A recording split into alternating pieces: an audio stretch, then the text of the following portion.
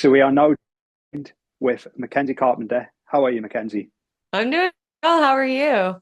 Well, thank you. It's an absolute pleasure to have you on the podcast. We've been big fans for a while. Got to see you at CMA Fest last year, and yeah, just a fantastic singer songwriter. Thank you so much. Thanks for having me. So the first question we like to start with all our guests is, where did it all begin for you? Like your love for music? There are pictures and videos of me singing and putting on little shows for my family before I even remember what I was doing. I remember growing up, like watching the singing shows and just being like, that's what I want to do. And then grew up singing in church. And my dad could tell that I had really gotten the bug for being a performer and wanting to do something in a career with music. And so he knew it to tell me that I had to learn how to write songs. And so that was probably the end of middle school, early high school when actually wrote my first song. And it's just been a snowball effect since then. And when was there a certain point when you thought actually this could be a career and like Phil could be on the horizon? Career-wise, I never doubted. I was always just like, this is just what I'm gonna do. I've never had a plan B. I was just always gonna do it, which is like very I guess presumptuous of me. I really just was confident that I was gonna figure it out. Um Nashville, I didn't know was part of the equation from the get-go. I was never like, I have to move to Nashville. I actually was like so sure that somebody was going to come to my middle school talent show in a limousine and tell me that I was like the next Hannah Montana. But when that did not happen, because it's very unrealistic, I started looking for colleges to go to after high school. And I like looked at New York. I looked at staying in Georgia where I was from. I looked at Nashville. And once I made one trip here, I just knew that this is where I wanted to be. Yeah, I think it's got that effect on people, whether you're an artist, a songwriter, even just a general person visiting Nashville. It's got a grip on you. It really does. I'm surprised both of my siblings have moved here, and within my friend group, like a lot of everybody's siblings have moved here. It's just like we spread the word and we fall in love with it, and then we just stick around. Yeah, and so when you were growing up, who were some of your musical inspirations? Well, my dad was a pastor when I was growing up, so I definitely grew up on a lot of like church music and worship music. And then once I started writing songs, I was really into Adele early on.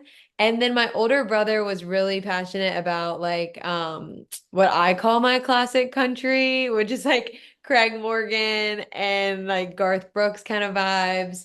So he kind of got us into the country music scene, and that's what my parents were always listening to, like on the radio. So I started really digging into like Shania and Dolly and Miranda and all those just like iconic females that I was like, dang, they made a career out of this. So like I can too. Amazing. And so it's an exciting week, like the beginning of March, because your debut album's coming out, Hey Country Queen. Can we talk a Yeah. bit about that? Where did the title come from? So when I was putting together this record, my debut record, I was like a little worried that I didn't have a title track. And so I spent a lot of time just going through every song on the record and kind of like writing out lyrics and seeing if any of the phrases that I had written like stuck out to me or if I wanted the title to not have to do with a song because I mean these days it can be literally whatever you want it to be. But there's a song on the record called Country Queen. And I just felt like it was such a like embodiment of like my brand and my vibe of like authenticity and confidence and like sisterhood vibes. And so I felt like Hey Country Queen was like me saying hey to all the country queens out there that I'm introducing myself to with my debut record. And it kind of pays tribute to the country queens in my life that raised me, the country queens that I like saw inspiration from, that inspired me in the music scene, and the country queens that I do day-to-day life with my besties. Amazing. And like talking about that song as well, because we've had a sneak preview and listened to that one. Um, what was the inspiration behind that? I know you've mentioned about some of the country queens, and how did you get to work with Jessie Joe Dillon? Because in my opinion, that like she is one of the best songwriters in Nashville. Jessie Joe Dillon is so incredibly talented and such a blast to work with.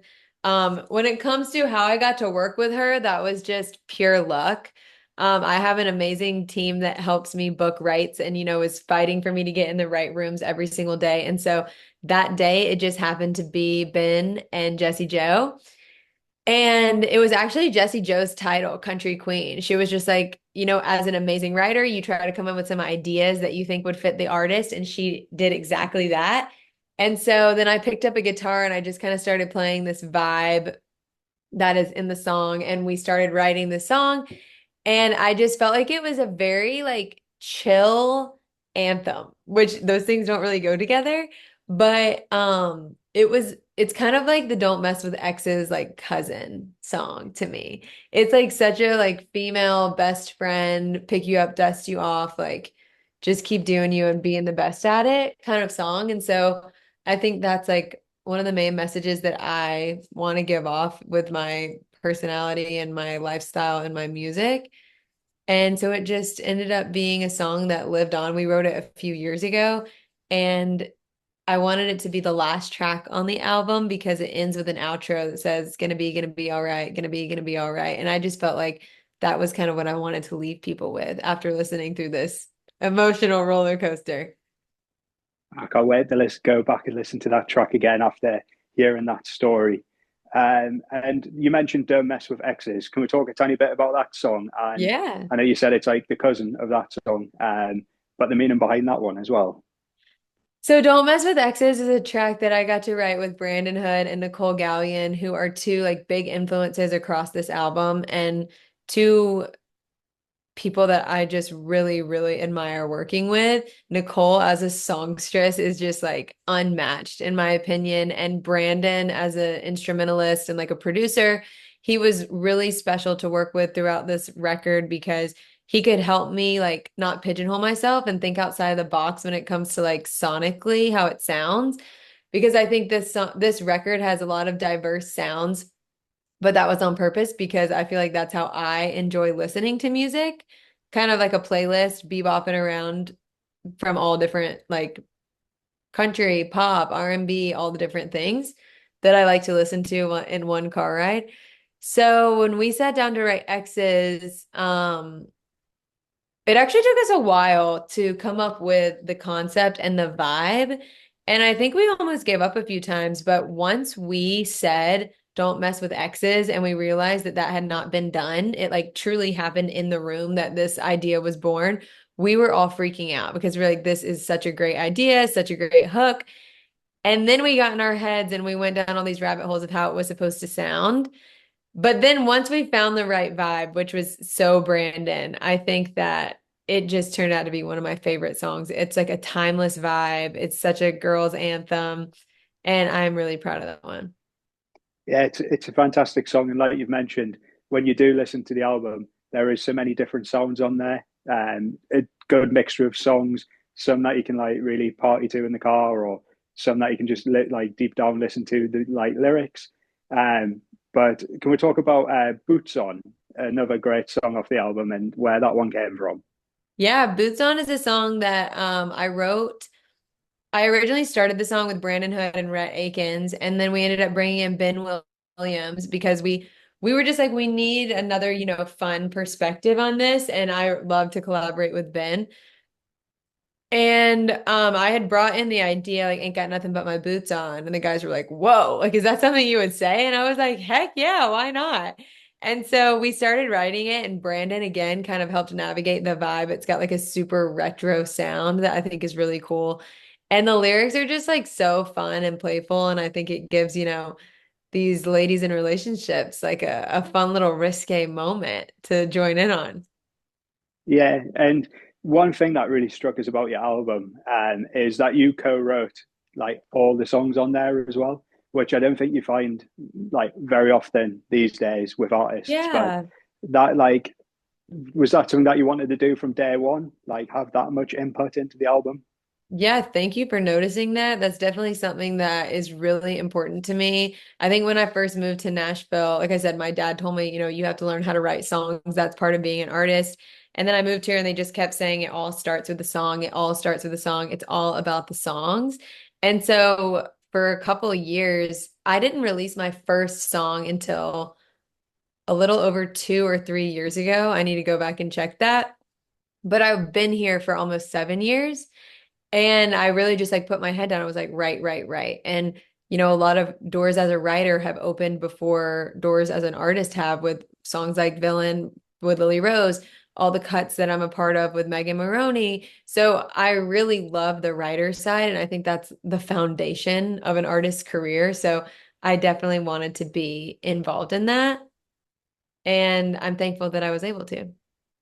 Yeah, and one thing that I've been seeing a lot on your social medias is a lot of posts for Dozen Red Flags, and that song's like absolutely amazing. Can we talk a Thank you. bit about that song as well, and like where that one came from?